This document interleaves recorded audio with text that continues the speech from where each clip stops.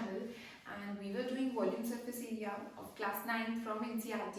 हम लोग एक्सरसाइज 13.5 तक पहुंच चुके हैं. लास्ट के 2 क्वेश्चंस रह गए हैं छोटे छोटे जो कि आज हम कंप्लीट करने वाले हैं. ठीक है, तो स्टार्ट करते हैं अपना second last question which is question number 8. Okay, a solid cube of side 12 centimetre. एक क्यूब है जिसकी साइड क्या है 12 सेंटीमीटर की. It is cut into 8 cubes of equal volume.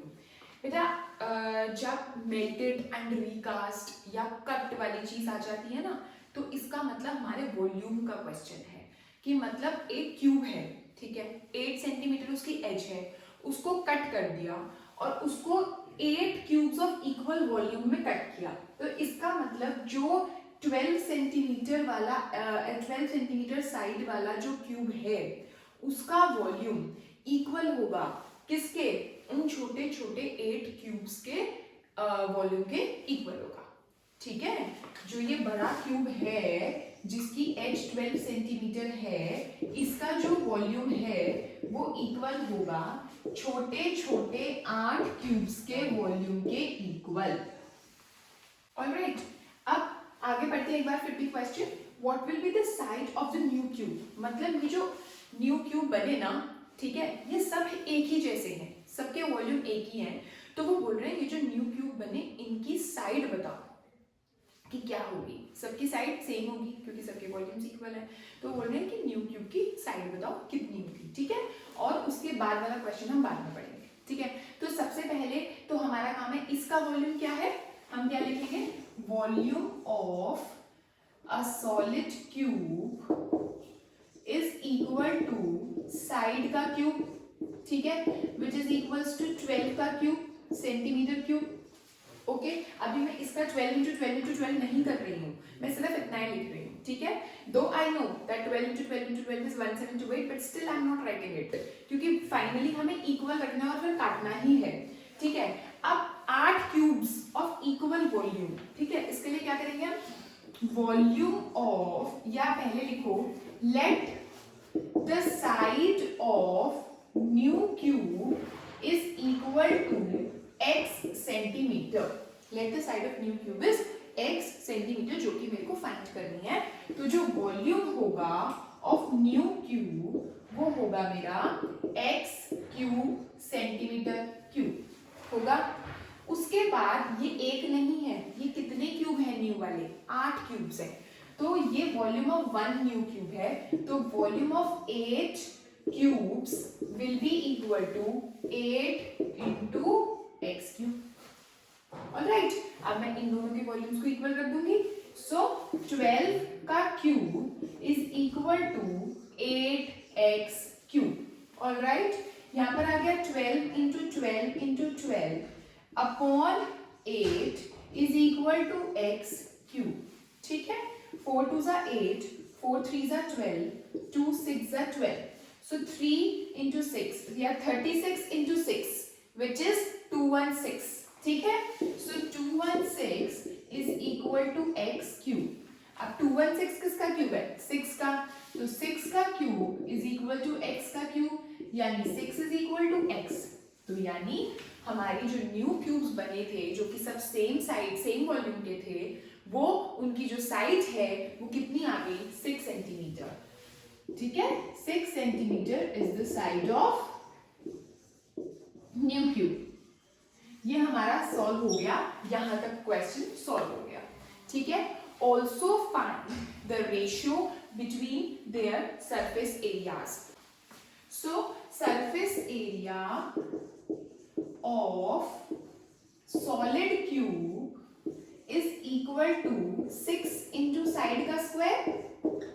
ठीक है, तो 6 इंटू 12 सेंटीमीटर स्क्वायर, क्योंकि जो बड़े वाला था उसकी साइड हमारी 12 थी. ठीक है, and surface area of new cube, उसका भी फॉर्मूला वही क्योंकि वो भी क्यूब है, तो 6 इंटू साइड स्क्वायर. अब 6 इंटू साइड कितनी आई हमारी, 6 आएगी, तो 6 into 6 into 6 centimetre square. So what will be the ratio, the ratio will be equal to this upon this, यानी 6 into 12 into 12 upon 6 into 6 into 6, alright, 6 से 6 cut गया, 6 2s are 12, 6 2s are 12, that means 4 upon 1, that means 4:1 will be the answer. Alright, so next question is very important, बहुत ध्यान से समझना है आपको ये question. A river 3 meter deep, यानी deep गहराई, river की गहराई which is 3 meter and 40 meter wide, मतलब उसकी चौड़ाई, ठीक है, 40 meter wide है. It is flowing at the rate of 2 km per hour, which is very important to understand कि what is the meaning of 2 km per hour. जो river है वो 2 km per hour की स्पीड से flow कर रही है. क्या मतलब है कि एक घंटे में वाटर फ्लो जो है वो कितना है, 2 किलोमीटर, ठीक है. वैसे 2 किलोमीटर पर आवर जो होती है, जो किलोमीटर पर आवर है, it is a unit of speed, ये सबको पता है. किलोमीटर पर आवर स्पीड है, सबको पता है, लेकिन इसका मतलब क्या होता है बेसिकली कि एक घंटे में उसने कितना डिस्टेंस ट्रैवल किया, यही मतलब है. तो वो किस रेट से फ्लो कर रही है, एक घंटे में वो 2 किलोमीटर, जो उसका पानी है रिवर का, एक घंटे में 2 किलोमीटर वो डिस्टेंस कवर कर रहा है, इसका ये मतलब है, ठीक है. तो इसका मतलब बेसिकली हम जो 2 किलोमीटर है ना, वो हम लेंथ कंसिडर करेंगे रिवर की. क्या कंसिडर करेंगे, लेंथ. जैसे डिस्टेंस है ना, तो वो लेंथ कंसिडर करेंगे उस चीज को, ठीक है. आगे पढ़ते हैं, थोड़ा सा और क्लियर होगा. How much water will fall into the sea in 1 minute? How much water का क्या मतलब है. अब जैसे अगर मैं बोलूँ कि एक प्लास्टिक की बॉटल है, इसमें how much water is contained in this, तो that means हमें उसका क्या निकालना है, कैपेसिटी निकालनी है. और कैपेसिटी का क्या मतलब होता है, वॉल्यूम निकालना है ना. तो इसी तरह से how much water will fall into the sea in 1 minute, इसका क्या मतलब है कि हमको वॉल्यूम निकालना है. how much water मतलब हमको वॉल्यूम निकालना है. और वॉल्यूम कैसे निकलेगा, जब लेंथ ब्रेड्थ हाइट अलग अलग चीजें हैं, तो इसका मतलब फॉर्मूला कौन सा अप्लाई करने वाले हैं, क्यूबॉइड का, ठीक है. मैंने आपको हमेशा से यही बताया कि लेंथ ब्रेड्थ हाइट अगर तीनों अलग अलग चीजें दे रखी है, तो दैट मींस हमें क्यूबॉइड का सब कुछ यूज करना है. तो हाउ मच वाटर है, तो वॉल्यूम यूज करना है क्यूबॉइड का. तो इसका मतलब हम क्या निकालेंगे, वॉल्यूम का फॉर्मूला लगाएंगे, और वो लगेगा हमारा L into V into H, ठीक है. अब B की जगह आप बड़े आराम से 40 मीटर रख सकते हो. H जो है वो हमारा 3 है, और यूनिट आ जाएगी मीटर क्यूब. बचा मेरा लेंथ, जो कि मैं आपको बार बार बोल रही हूँ कि एक आवर में, एक घंटे में जो वाटर कितना किस रेट से बह रहा है, 2 किलोमीटर पर आवर, ठीक है. तो इसका मतलब 2 किलोमीटर क्या है, हमारा डिस्टेंस है, हमारी लेंथ है. और 2 किलोमीटर कितने मीटर के इक्वल होता है, 2000 मीटर के इक्वल, क्योंकि जो 1 किलोमीटर होता है वो 1000 मीटर के इक्वल होता है. सो जो 2 किलोमीटर होंगे वो 2000 मीटर के इक्वल होंगे.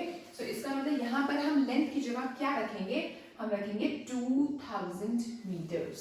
सो हमारा जो वॉल्यूम आएगा वो आएगा मीटर क्यूब में, ठीक है. तो हमारा आ गया 2 4 8, 8 3 24, 1 2 3 4 मीटर क्यूब.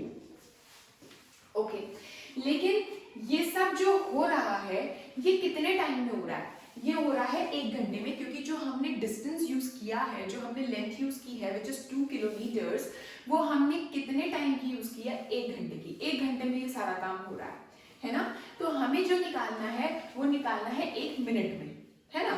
तो हम क्या करेंगे कि इन 60 मिनट्स, एक घंटे में कितने मिनट्स होते हैं, 60 minutes, water flowing into sea is equal to this much, ठीक है. तो इन 1 मिनट कितना वाटर फ्लो होगा, 24, 1 2 3 4 अपॉन 60, क्योंकि हमको निकालना है 1 मिनट में. ऑलराइट, तो 0 से 0 कट गई, और ये हमारा आ गया 4000 मीटर क्यूब. यानी this much water will fall into the sea in 1 minute. Okay, so guys, hence we have completed exercise 13.5 today, and आगे के एग्जाम्पल्स हम अपनी नेक्स्ट वीडियो में स्टार्ट करते हैं. Thank you so much.